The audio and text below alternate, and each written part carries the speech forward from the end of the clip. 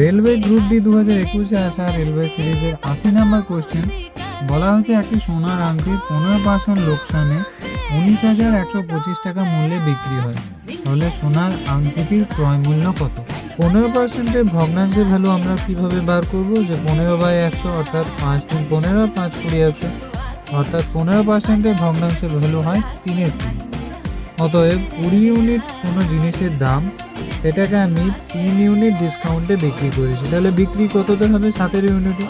এই যে 17 ইউনিট, এই 17 ইউনিটের মানই কোয়েশ্চেনে বলা হয়েছে 19,125। অর্থাৎ 17 ইউনিটের মান যদি 19,125 হয়, তাহলে আমাদেরকে 20 ইউনিটের মান বের করতে হবে, অর্থাৎ ক্রয় মূল্যটা বের করতে হবে। এবার এই ক্যালকুলেশনটা অনেকেই করবে, আবার অনেকে ইউনিট ডিজিট দ্বারা চেক করে উত্তর বের করে দেবে। তাহলে তুমি যদি এই ক্যালকুলেশনটা না করতে চাও, তাহলে দেখো উপরে ইউনিট ডিজিট কি আছে। তাহলে দেখো 5 আর 2 যোগ করলে হয় 7, 7 8 আর 1 9, 9 9 18, অর্থাৎ 8 আর 1 9, অর্থাৎ উত্তর আমার যা আসবে সেখানে ইউনিট ডিজিট 9 আসতে হবে। তাহলে দেখো প্রথম অপশানটা চেক করছি, 5 আর 4 9, 10 11, তাহলে অপশান এটাতে ইউনিট ডিজিট 9 আসছে না। অপশান বিটা দেখছি, তাহলে 3 আর 2 5, 5 আর 5 10, অপশান বিটাতেও ইউনিট ডিজিট 9 আসছে না। অপশান সিটা দেখছি, তাহলে 5 আর 2 7 আর 1 8, তাহলে অপশান সিটাতেও ইউনিট ডিজিট 9 আসছে না। একটি মাত্র অপশানে ইউনিট ডিজিট 9 আছে, অপশান ডিতে, তাহলে অপশান ডিটাই হয়ে যাবে এই কোয়েশ্চেনের সঠিক উত্তর।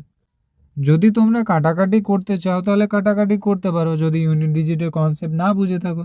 তাহলে দেখো 17 1 17, 2 পড়ে থাকছে মানে 21 হচ্ছে, তাহলে আবার একবার যাবে, 17 1 17, 4 পড়ে থাকছে 42 হচ্ছে, 17 2 34, আর এখানে 8 পড়ে থাকছে, তার মানে 5 17 85।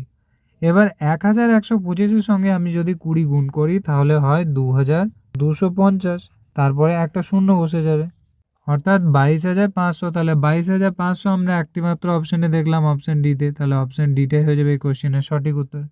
সেম একই ধরনের কোশ্চেন যে আরপিএফ কনস্টেবল 2025-এ এসেছে, যদি প্রথমের কোশ্চেনটা বুঝতে পেরে থাকো তাহলে অবশ্যই এই কোশ্চেনের উত্তর তোমরা কমেন্টে দেওয়ার চেষ্টা করো।